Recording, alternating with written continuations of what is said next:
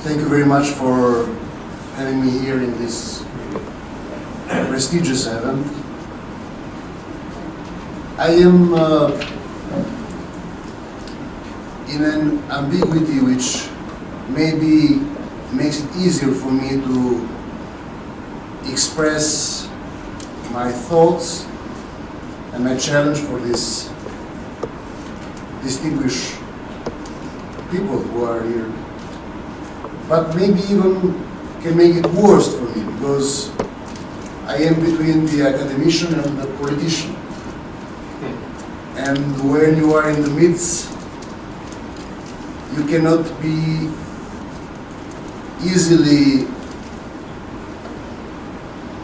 allowed by yourself to protect the academical thought, but neglect your political idea. COVID changed the world.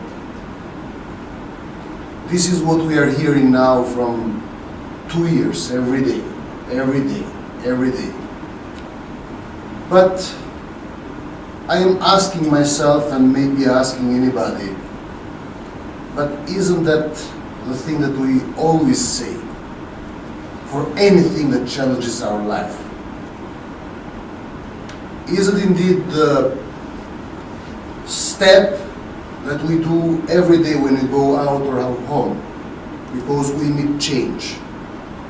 We need the difference. Different people, different rules, different grounds, different challenges, different social communities. So everything is different, and everything has in us the challenge to change or to accept change, or maybe be changed or a changer. COVID is just the thing that touched our bodies. So it's the maximum of the fear there. And when our body is under aggression, we feel like change is really dramatic. And then immediately we tend to change everything. Our lifestyle, our laws, our governmental behavior, our political structure. And people don't know anymore whether change is for us to be protected or for us to be deviated from the truth. Which is, we live in a world that we are never secure. We have never been promised security. The only security that we tend to promise to one another is the one that is because of our common goal to create states, governments, international organizations, just and democratic laws. This is the only promise. But on the regards of our body, of our life, nobody guaranteed us any security. We live in a universe which is endless. And every day we can approach endless dangers that we don't even know. Science has its limits. We are limited. The universe is the only thing which is unlimited. So my question is the world really changing? Or there is always something that attempts us to change our democratical rule? This is my question. Is always fear, isn't, or hasn't it been always fear, the mechanism that has made the world, governments, states, to surrender and to give up from democracy and build autocracies? Hasn't been happening that the same after the Second World War, before the Second World War, for other reasons, all the wars we have had and all the dictatorships and the regime we have had in their main structure fear, misusing fear. And people who live in fear, they cannot really understand what we lose when we give up democracy. Because it will be really a huge challenge for anybody, any idealist, to explain people that there is nothing wrong between life and democracy. Indeed, life and democracy can go only together. Life and fear are in antagonism. It seems like fear protects life, but it's democracy, our right to choose, our right to decide who we are, what happens with us. I live in Balkans, and in Balkans we have had this long dictatorship period, communist dictatorship. And it's very easy for the former structures and the former ideologies and the former behaviors and culture to come now and catch our democracy and put it down. But it's happening the same even in countries where governments are not really strong or stable. Let me take an example, Italy. They have a technical government. They have a government that it's, let's say, a sui generis government that we tend to create always when we have political crisis.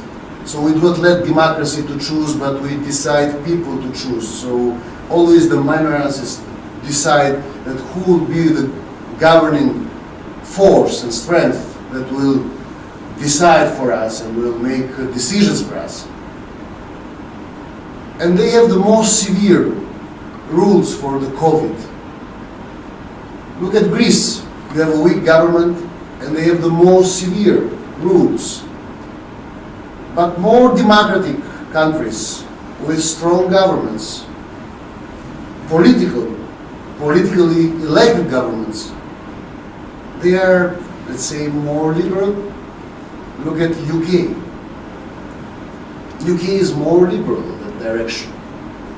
I don't know about Spain, I'm sorry, I don't know very well, but I see it's much more easier than Italy and Greece. I was recently in Greece and in Italy and I saw that everything is getting crazy there. I'm going to Italy after 2 days and we just got an email today that we have to do a super green pass. So till now we had the green pass and now there is this new invention, a super green pass, rules and overrules. But we say that democracy comes with deregulation. When you overregulate, when I was in Harvard, I had a professor who used to work with the administration of George Bush. He wrote a book, The Terror Presidency. And one of the things that he mentions in the book is that after 9/11, every president and every institution in the United States, they started doing everything by law and they created, for example, even Pentagon, more armies of lawyers than armies of generals. So they couldn't take a decision without lawyers, and it was like over lawyers' game. But this is something that loses the capacity of people to decide beyond the law, respecting the law, but beyond the law. Sometimes law is the only instrument dictatorships use.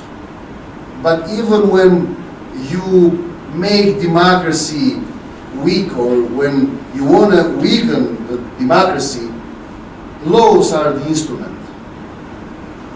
Evil always hides on details. Laws can create more democracy, more space, or can take it. But for sure, everybody accepts that now, even amongst the academicians, that too many laws, they make democracy look like very weak. What's the challenge? What's the real challenge? I think, my opinion is that the world is not changing. The world always changes. We are living in a digital era. We are living in a digital era. Everything is changing. My 4-year-old son, he can use my mobile much better than me. It's their generation. He knows how to use applications that I never use in my mobile. By intuition. It's their time. Everything changes. But one thing shouldn't change, according to me. Democracy. Democracy shouldn't change. So we can discuss about protecting human lives. Of course, it's a responsibility of doctors, physicians. But even politicians have to protect human life. But we don't have to pay this cost of diminishing our democracy. It's a dream democracy. More than half of the world dream for democracy. In Venezuela, they dream for democracy. All over the world, they dream for democracy. So we cannot allow that a virus or another fear and another fear will come. Our life in this planet will be like that, full of fears and unpredictability. We live in a world of unpredictability. But the miracle of a human being, which is, we are unpredictable, otherwise we'd be robots.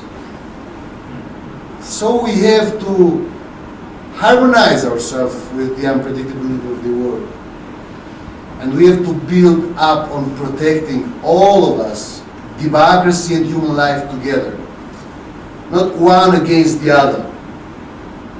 If we put one against the other, we help dictators. We help authoritarian leaders. Look at now that the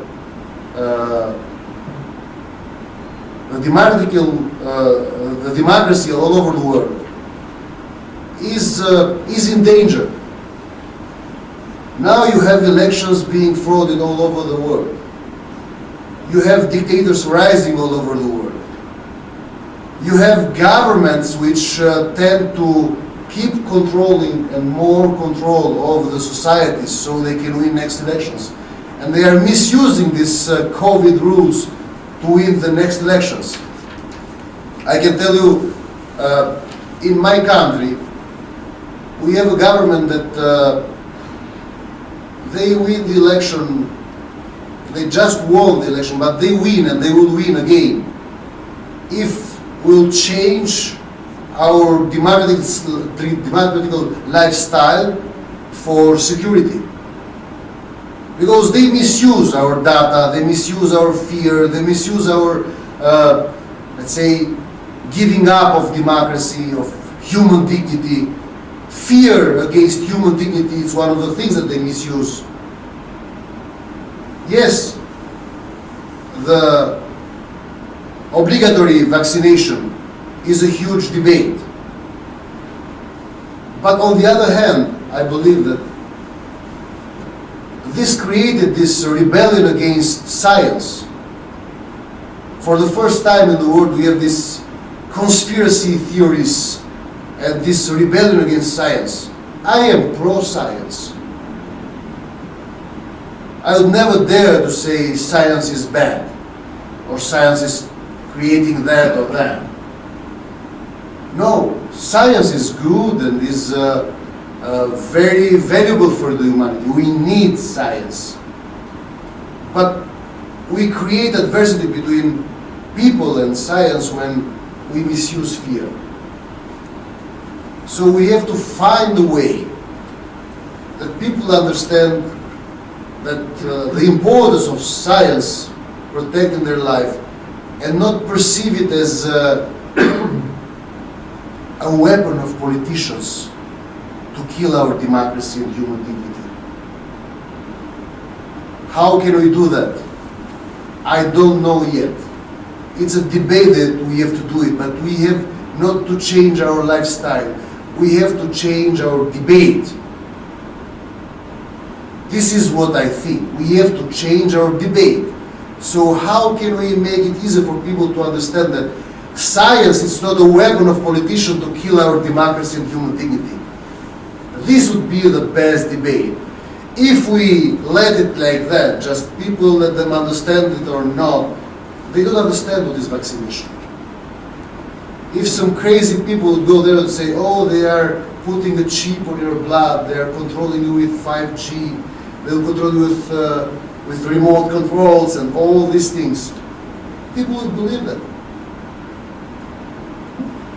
Education. We know what's going on with the education of the world. If there is something that we understood because of this pandemic, is that we never learned from our failures in 1920s, even later on. We never learned. We never invested on public health. We never invested to be ready, humanity to be ready for any unpredictability. And the other thing that we have never invested is public education. So it's not people's fault. It's politicians' fault. It's government's fault that they never invest on public education and public health.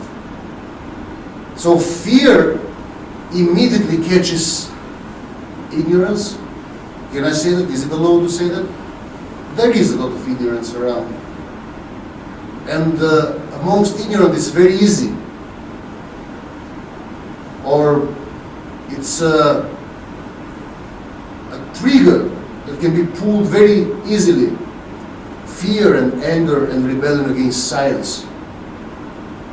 My main concern is we are losing everyday democracy. And I am in politics and I have, let's say, put aside my academical life because I have a dream. I want to see my country democratic. I want to see my country move toward democracy. Till now, our main polar stars has been United States and European Union. But what we see now, it creates a lot of confusion. The overruling in the United States and amongst the European Union countries is creating a lot of confusion. We don't know anymore whether we are okay dreaming that kind of Europe or we have to think about it. I hope that we'll change the debate. This is my challenge. So not change our life, but change our debate. Combine and harmonize science and human dignity and democracy together. Thank you very much.